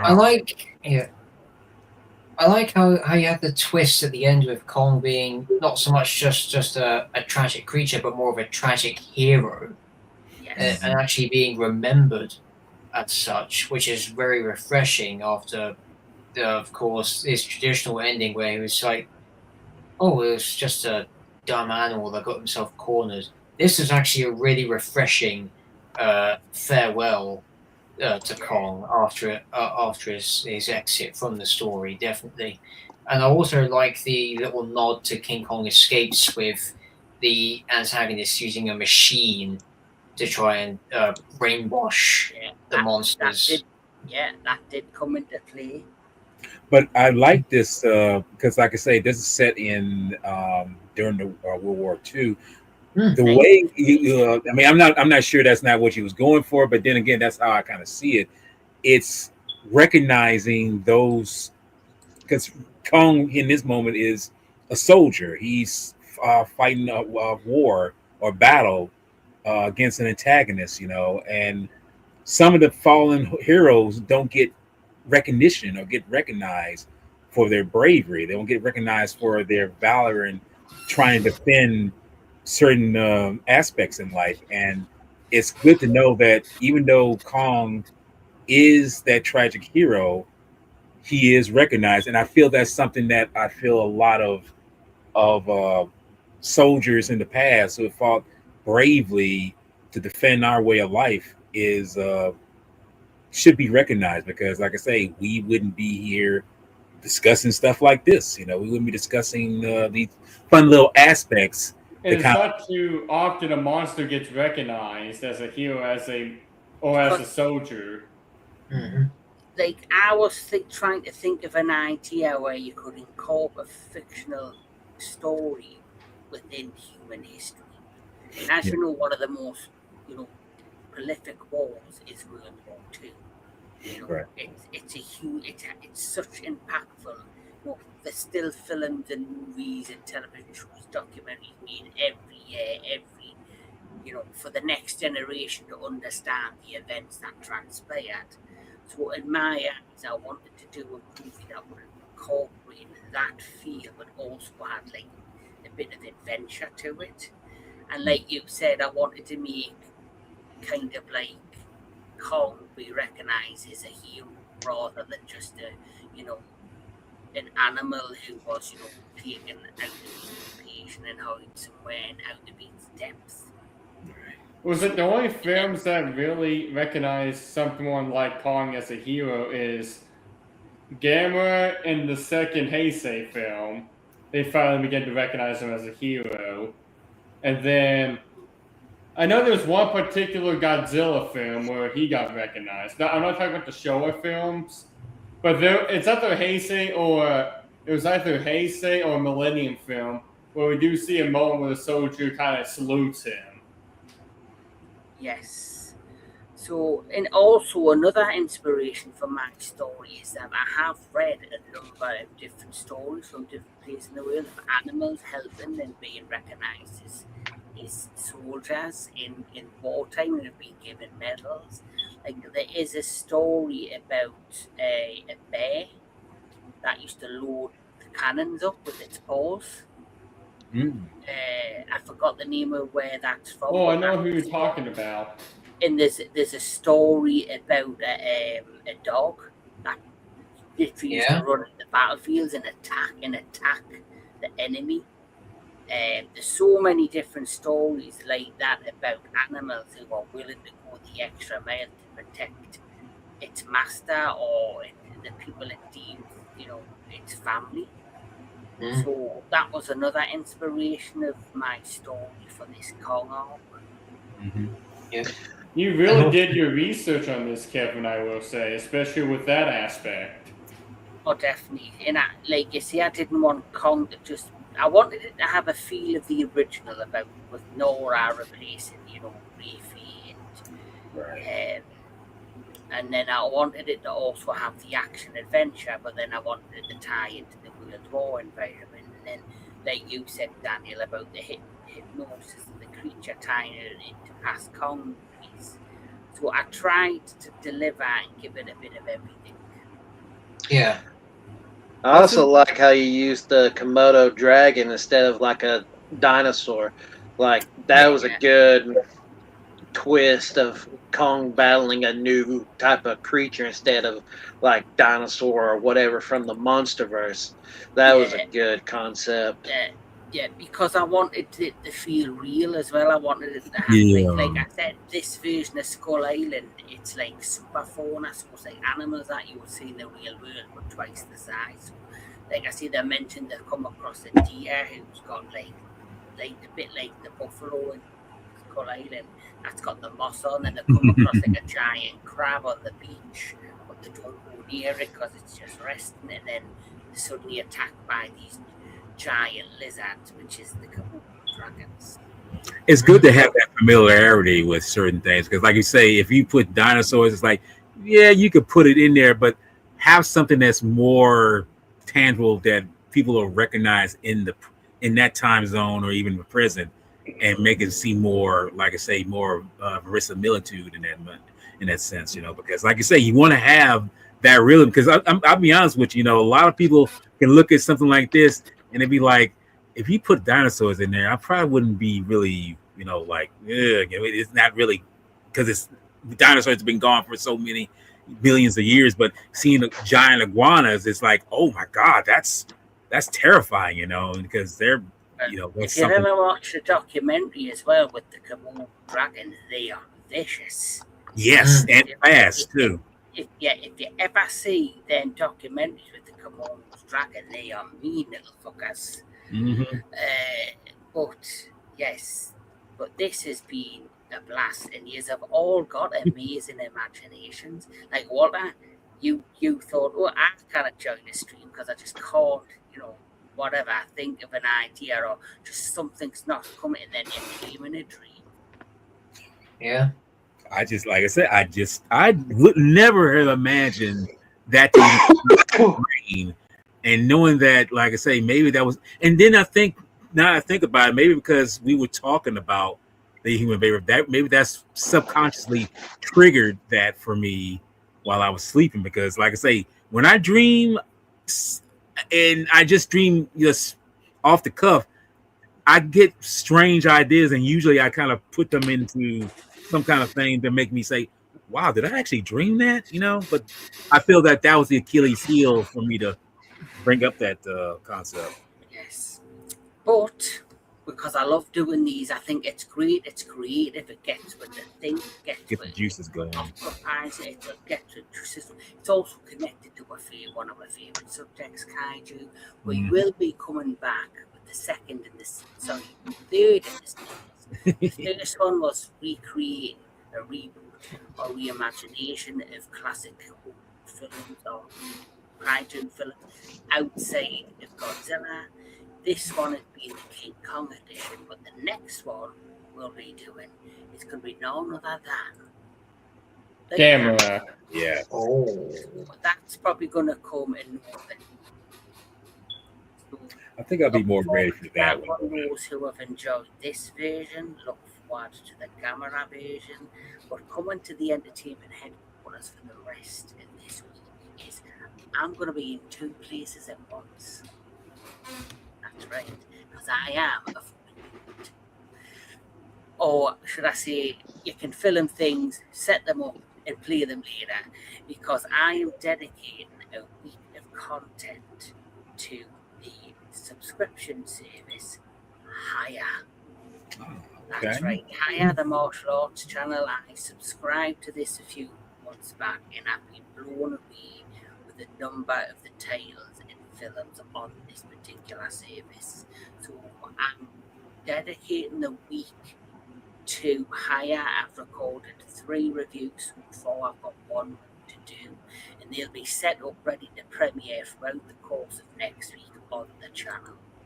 But where I'm going to be is I'm going to be in one of my favourite places, Chicago. But I ain't alone, because I'm going to be accompanied by Mr. Jedi Granville and Mr. Daniel Miller, the Professor, because guess what, people? We're going to G-Fest. Yeah. You're hitting there, baby. So we're back. Mhm. I'll have a few days to chill out, relax, and then guess what, people? I'm going to do a blog about the memories and the moments the 2 of us, or the 3 of us rather, are going to share about G-Fest.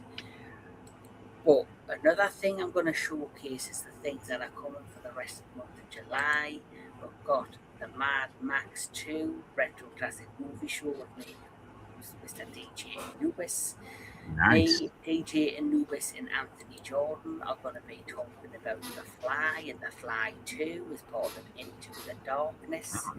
And because it's all things Kaiju in the month of July, we cannot forget about the next Kaiju Konnections classic villain review. Because we're going to go and talk about Oh yes, Yes. Yep. Fathoms. Definitely got to talk about the monster that started it all. Mm-hmm. That's right. Dino Godzilla with the beast from 20,000 Fathoms. So that's what's coming up on the rest of the month of July here on the Entertainment Headquarters, where I'm going to go around with guests and see what's coming up in their lives and their channels. I'm going to start off with Mr. Jedi Granville. Well, me personally, before I head to the windy city of Chicago, tomorrow I will be discussing with my niece, who will be on my channel for the first time. We're going to be discussing a film that is very relevant to us because, we grew up in that kind of environment a little bit, although we didn't be on the streets. We are going to be discussing the 35th anniversary of a John Singleton classic, Boys in the Hood, which is very something, reflecting back on it, it's funny how that is so detrimental to even now with certain, generations, because it's like they're more reckless than they were in the films that we see in the past, like that. And like you say, I will be with Mr. Kevin Lambert and Mr. Daniel Miller in Chicago this coming week. And Yeah, we will mom and dad's going to look after the child. Yes, we will look after the child, make sure that he's taken care of, make sure he has his pacifier, he has his diapers on, so he'll be all right. Child, make sure you don't walk in on mom and dad either. There you go, exactly. Don't do that. Mommy might end up cheating on daddy. Yeah. Oh my God. I might cheat on mommy, so we never know. But after we come back from Chicago, and life gets back to normal, as the saying goes, I will be doing my own podcast talking about the G Fest 26 and the reflections on that. And that Saturday after that, the coming Saturday after that, I will be doing top 10 favorite Godzilla designs, whether they become from any particular part of the media whatsoever, which will be on my channel. And hopefully some of you can attend to, whatever. But it's basically, what's your favorite design of Godzilla that you find more enjoyable, I like to say. But that's basically what I have coming out. Nice. So, Mr. Jake Hall, as always, you are my co-host on Television Chronicles, and we are going to be getting together in the near future to talk about the television series The Human Neighbor, which debuted this week on Netflix, is it? Yes, it's on Netflix. It debuted on the 2nd. And he'll also be joining us in the future for the Kaiju Connections classic Kaiju film review of Beast from 20,000 Fathoms. Yes. Mr. Daniel Miller, what is coming up with you, my friend? Well, I'm happy to say I have been cooking on something very new and very relevant to G-Fest. So, of course, you have to wait until after G-Fest is done, but when it arrives, it's going to be good. And I've also got an idea for a video, which I'd also like to invite most of you guys from the entertainment headquarters to be a part of. That will be the first live stream on my channel, Dan Filming, when we get back from G-Fest. On the That's gonna radio be front, fun. yeah. That's It gonna will be. That's gonna be fun. And what's the film? Wow, films. Oh. Yeah, but I'm not going to say what they are just yet, because they are connected. One's a direct sequel to the original, and Porkies and Porkies too. no. But if I say it now, it's going to spoil the surprise. Okay, so you just have to keep your eyes and ears open and just wait for it, because when the first teaser comes, and it will come, the wait will be worth it. And Naked Bernies. 1 and 2. Is it gonna be? Don't tell me it's Dirty Grandpa. No. Oh, Dirty Grandpa and Bad Grandpa. Trying not to laugh, but damn it. No. Right. Well, anyway, lots to look forward to with my good friend Mr. Daniel Miller, and don't forget he has his voice role career at the radio station where he's done a couple of voice work for on. That's right. Yeah, it's Ooze Valley Radio, and I've done the voice acting for a counsellor character in the radio drama series Hunsford. I've just voiced my lines earlier this week, and that episode is set to be dropping very soon. And didn't you recently get to do voice work for a movie? Yes, that's a short film. A short film that is still in the works. Of course, I can't say a great deal about it because of how under wraps it is. But yes, I did voice acting for a short film as well, and I'm very much looking forward to when that one releases as well, and I'll be able to share it with everyone else.